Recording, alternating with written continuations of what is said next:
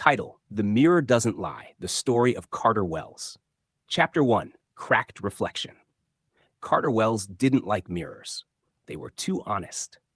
At 6:03 a.m., the bathroom light flickered to life, and the mirror above the cracked sink greeted him with the same thing it had shown yesterday: tired eyes, a faded hoodie, and the weight of failure on his shoulders.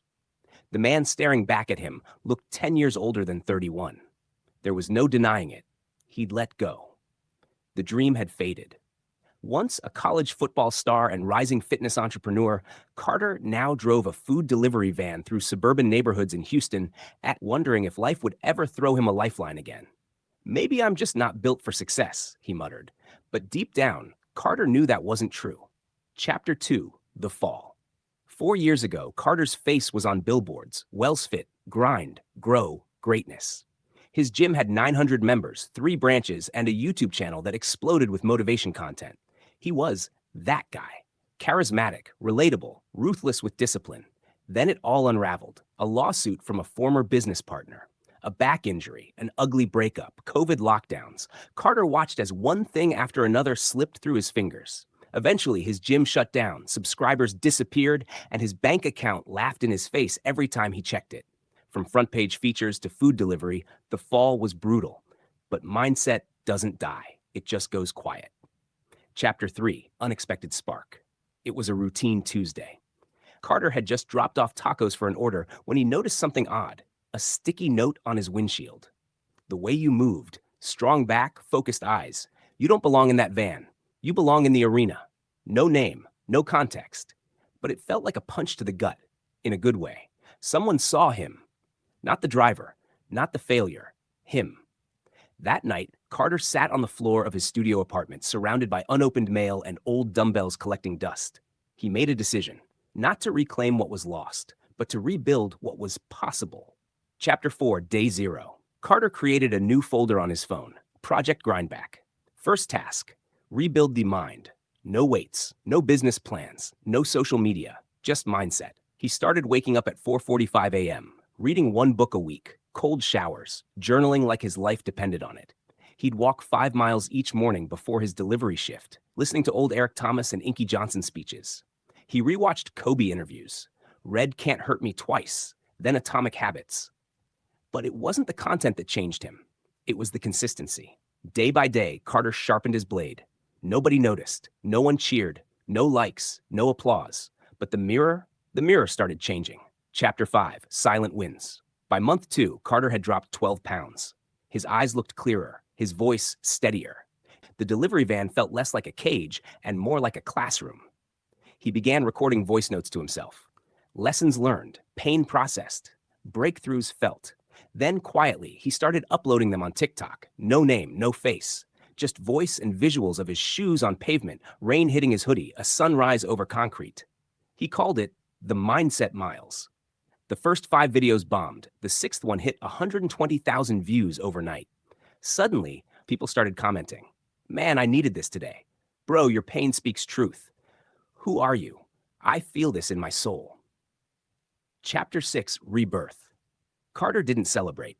He went for a walk. In the quiet of the street, he realized something powerful. He wasn't chasing success anymore. He was becoming someone worth following. He bought a $20 mic and recorded a full 15-minute monologue. No one's coming, so be the one. He uploaded it on YouTube. It got 2,000 views in a week. Emails started rolling in. "Your story made me get out of bed. I'm 47 and starting over because of this." Carter Wells, no longer a brand, not yet a business, was now a movement. Not flashy, not famous, but undeniable. Chapter 7: The Harder Path. Success has a sneaky way of testing your ego. One night, Carter got an email from a former sponsor. "Saw your videos. Would love to talk branding again." He stared at it. 3 years ago, he would have sprinted to sign a deal. But now, something inside him paused. "Not yet," he whispered. He wasn't building for validation anymore. He wasn't trying to be viral. He was building a foundation so deep that even if the world tried to break him again, he'd never crumble. Instead of replying, Carter wrote down 3 words on a sticky note and stuck it on his bathroom mirror: depth before height. He walked away. Chapter 8: The Lonely Middle.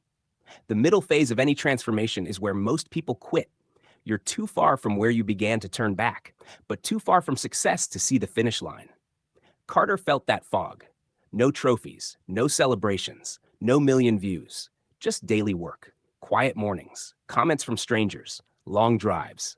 There were days he wanted to quit again, but he remembered a quote he read: "Discipline is choosing between what you want now and what you want most." So he kept going. He launched a podcast, just his voice, no guests, no frills. Episode 1, Starting When You're Broken. Episode 2, Nobody Owes You Rescue. By episode 5, he had 1,300 subscribers. Not much, but they were listening, really listening. Chapter 9, The Shadow Call. One evening, Carter's phone rang, unknown number. He let it go to voicemail. Then curiosity got him. He hit play. "Hey Carter, it's Marcus. I know it's been years. I was wrong. I took more than I gave. And if you're open to it, I'd love to talk. Not about money. Just man to man." Marcus was the former co-owner who had sued Carter when the gym collapsed, the same guy who ghosted him after taking half the brand. Forgiveness isn't a mindset, it's a decision. Carter sat in silence. Not replying would be easy, but he wasn't building a life on easy anymore. He called back. "Hey, Marcus, let's talk."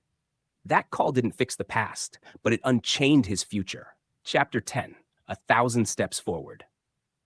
By month 8, Carter's life looked different. Still no fancy car, still in a studio apartment, but something had shifted. His content was being used in mental health conferences. Teachers shared his podcast in classrooms. He was invited to speak at a local juvenile center. He walked in expecting disrespect. Instead, they clapped. One kid stood up. "Yo, I got your quote tatted on my arm. Fall forward, not backward." That saved me, man. Carter didn't cry, but his chest burned with something fierce. This wasn't about likes. This was legacy. Chapter 11, Return to the Lion's Den.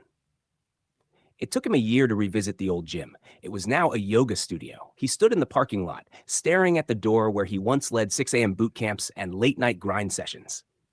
He didn't go in. He walked to the back alley where he used to sit on break and sip protein shakes with his team. He pulled out his phone. Hit record. "This is where I lost everything. This is also where I found what can't be taken: mindset." That 2-minute video hit 2 million views in 3 days. The comments weren't about business. They were about belief. Chapter 12, The 445 Club. One of Carter's videos, "Why I Wake Up at 4:45 a.m., became a viral challenge. Number 4445 Club started trending on TikTok. People across the world started posting. A nurse in Ohio doing yoga at dawn. A single dad in Australia jogging with his toddler. A veteran in Montana meditating before sunrise. Carter didn't plan this, but it grew. His DMs flooded. "You made morning my weapon. I haven't hit snooze in 60 days. I'm alive again." He created a free PDF, the 445 Mindset Map. Over 70,000 downloads in 2 weeks. He wasn't selling hustle. He was teaching identity. Chapter 13, Lessons from Rock Bottom. At a podcast interview, Carter was asked, "If you could go back, would you avoid the fall?" He didn't hesitate. "No, the fall is where I met the truth. Success hides your shadows, failure exposes them. I was chasing applause, not alignment. Now, I'm not chasing anything. I'm creating, I'm choosing, every single day." The host blinked. The audience clapped. Carter's podcast was now in the top 100 in the self-help category. Still no manager, still no team, just him, a mic, and a mission. Chapter 14, Mindset Isn't Magic. People started emailing questions like, "How do I get motivated like you? What's the secret to staying consistent? Can I fix my life in 30 days?